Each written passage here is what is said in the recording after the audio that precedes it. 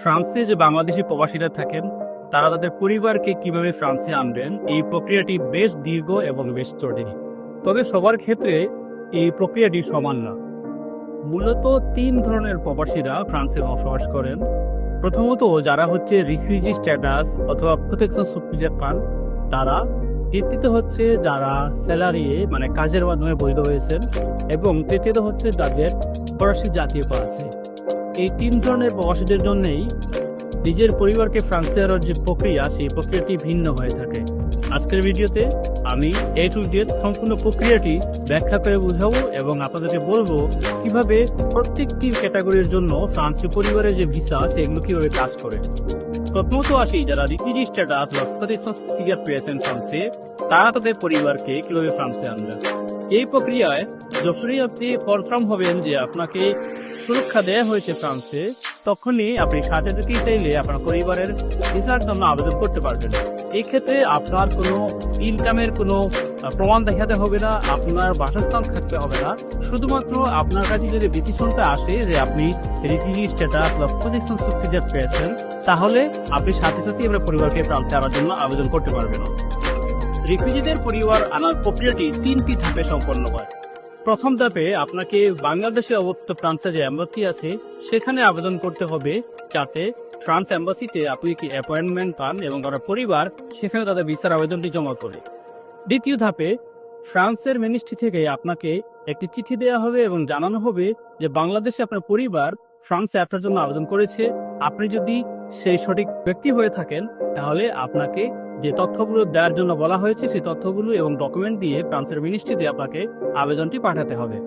তৃতীয় ধাপে আপনার এই পুরো প্রক্রিয়া শেষ হওয়ার পরে 8 মাস থেকে 12 মাসের মধ্যে বাংলাদেশে আপনার পরিবারকে ডাকা হবে ফ্রান্সের এম্বাসিতে এবং পাসপোর্টটি জমা নেওয়া হবে, এবং তারপরেই কিন্তু ভিসার যে ফলাফল সেটি দেওয়া হবে, অথবা যদি ভিসা রিফিউজ করে সেই ডিসিশনটাও তারা একই দিনে জানিয়ে দেবে। এবার আসুন আমরা জানি যারা এখানে স্যালারি হিসেবে আছেন, কর্মরত হিসেবে আছেন এবং এই মাধ্যমে যারা সিজিল পেয়েছেন, তারা তাদের পরিবারকে আবেদনের জন্য কি কি শর্ত পূরণ করতে হবে এবং কিভাবে আবেদন করতে হবে। এখানে মূলত তিনটি স্টেপে আবেদনটি সম্পন্ন হয়। প্রথম স্টেপে আপনাকে অফিসে আবেদন করতে হবে, তবে আবেদনের আগে কিছু ক্রাইটেরিয়া আপনাকে ফিল আপ করতে হবে। প্রথম ক্রাইটেরিয়া হচ্ছে আপনার গত 12 মাসের মধ্যে আপনি যে ইনকাম করেছেন সেই ইনকামটি যথেষ্ট হতে হবে। এটার হিসাব আপনার পরিবারের সদস্য সংখ্যা অনুযায়ী কম বেশি হতে পারে। দ্বিতীয় শর্ত হচ্ছে আপনার একটি বাসস্থান থাকতে হবে, যেখানে আপনার পরিবার আসার পরে থাকতে পারবে। এই দুটি কন্ডিশন ফিল আপ করার পরে আরো একটি কন্ডিশন রয়েছে, যেটি হচ্ছে যে আপনি মিনিমাম 18 মাস থেকে ফ্রান্সে বৈধভাবে বসবাস করছেন তার প্রমাণ দিতে হবে। এই তিনটি কন্ডিশন ফিল আপ করতে পারলেই আপনি অফিসে আবেদন করতে পারবেন যে আপনি আপনার পরিবারকে ফ্রান্সে আনতে চান। অফিসে আবেদন করার পরে ডিপার্টমেন্ট ভেদে 6 মাস থেকে 1 বছরের মধ্যে, অথবা কোনো কোনো জায়গায় 1 থেকে 2 মাসের মধ্যেও অফিস থেকে একজন এজেন্ট আপনার যে বাসস্থানের আপনি বিবরণ দিয়েছেন সেই বাসস্থানটি ভেরিফাই করার জন্য আসবে এবং সে পরীক্ষা করবে যে আপনার বাসস্থানটি যথেষ্ট নিরাপদ কিনা এবং আপনার পরিবার থাকার জন্য যথেষ্ট কিনা। এই ধাপে যদি আপনার বাসস্থানের যে ভেরিফিকেশন এটা যদি সম্পন্ন হয় এবং অফিস থেকে যদি ক্লিয়ারেশন দেওয়া হয় যে আপনার বাসস্থানটি ঠিক আছে, তাহলে দ্বিতীয় ধাপে আপনার ফাইলটি প্রিফেকচারে হস্তান্তর করা হবে। প্রিফেকচারে আপনার ফাইল যাওয়ার পরে প্রিফেকচার থেকেই ডিসিশন দেওয়া হবে যে আসলে আপনি আপনার পরিবারকে ফ্রান্সে আনার জন্য অনুমতি পাবেন কিনা।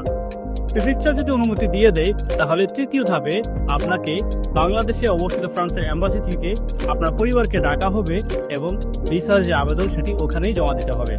এবং ভিসা দেয়া বা না দেওয়ার সম্পূর্ণ এখতিয়ার একমাত্র ফ্রান্সের যে এম্বাসি বাংলাদেশে রয়েছে তাদের রয়েছে। এখানে ফ্রান্সের প্রিফেকচার বা অফিস ভিসা দিতে পারে না বা ভিসা রিজেক্ট করতে পারে না। এবার আসুন যাদের ফ্রান্সের জাতীয়তা রয়েছে তারা কিভাবে তাদের পরিবারের জন্য আবেদন করবে। এখানে মূলত দুইটি বিষয়, একটি হচ্ছে যারা ইতিমধ্যে বিয়ে করে ফেলেছেন, আবার আরেকটি হচ্ছে যারা এখনো বিয়ে করেননি। তো যারা অলরেডি বিয়ে করে ফেলেছেন তাদের জন্য প্রথমেই আপনারা আপনার ফ্রান্সের একটি ফরাসি ভাষায় একটি বিয়ের ট্রান্সক্রিপশন পাওয়ার জন্য আবেদন করতে হবে। সেই ট্রান্সক্রিপশনটি পাওয়ার পরে আপনি বাংলাদেশে অবস্থিত ফ্রান্সের যে এম্বাসি রয়েছে সেই এম্বাসিতে ভিসার জন্য আবেদন করবেন। দ্বিতীয়ত যারা এখনো বিয়ে করেননি তারা কিভাবে করবেন। জাতীয়তা পাওয়ার পরে আপনি যদি বিয়ে করতে চান, তাহলে প্রথমে আপনাকে বাংলাদেশে অবস্থিত যে ফ্রান্সের এম্বাসি রয়েছে সেখানে ক্যাপাসিটি মাকিয়াজ নামে একটা ডকুমেন্টের জন্য আবেদন করতে হবে। ক্যাপাসিটি মার্কস পাওয়ার পরে আপনাকে বাংলাদেশের যে নিয়ম সেই নিয়ম অনুযায়ী বিএ করতে হবে এবং বিয়ের পরে ট্রান্সক্রিপশনের জন্য আবেদন করতে হবে। তৃতীয় পর্যায়ে আপনি বাংলাদেশে অবস্থিত ফ্রান্সের যে এম্বাসি রয়েছে সেখানে ভিসার জন্য আবেদন করবেন। দীর্ঘদিন থেকেই আমরা বাংলাদেশিদের প্রশাসনিক সাহায্য দেওয়ার জন্য কাজ করে যাচ্ছি এবং আমাদের মাধ্যমে আবেদন করে ইতিমধ্যেই অনেক পরিবার ফ্রান্সে এসেছেন এবং সেটেল হয়েছেন। তো এই যে তিনটি ক্যাটাগরির কথা আপনাদেরকে বললাম, এই তিনটি ক্যাটাগরির যদি কেউ তার পরিবারকে ফ্রান্সে আনার জন্য আবেদন করতে চান, অবশ্যই আমাদের যে প্রফেশনাল সার্ভিস রয়েছে সেটি নিতে পারেন এবং আমরা আপনাকে নিশ্চয়তা দিচ্ছি আপনার ফাইলটি যথাযথভাবে ট্রিট করা হবে এবং খুব সুন্দর এবং খুব দ্রুত আপনি একটি রেজাল্ট পাবেন। ধন্যবাদ সবাইকে।